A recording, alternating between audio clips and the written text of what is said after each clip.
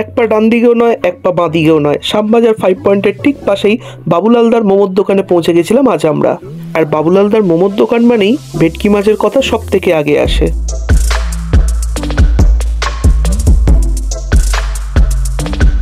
কারণ বাবুলালদার এই দোকানেই ভেটকি মাছের মোমো হচ্ছে এই দোকানকার সিগনেচার আইটেম। আমি বারবার বলি বন্ধুরা, শ্যামবাজারের এই মোমোর দোকানে শীতের সন্ধে এত সুন্দর সুন্দর মাছের মোমো, চিকেন মোমো শ্যামবাজারে এলে কিন্তু মাস্ট ট্রাই করতেই হবে তোমাদের। এদের স্পেশাল হট সস, মেয়োনিজ আর এদের স্পেশাল স্যুপ দিয়ে মোমোটা খেতে জাস্ট অসাধারণ লাগে। ভেটকি মাছ বলো বা চিকেন, এদের মোমো স্টাফিং এতটা জুসি তোমরা নিজেরা না এসে খেলে বিশ্বাসই করবে না।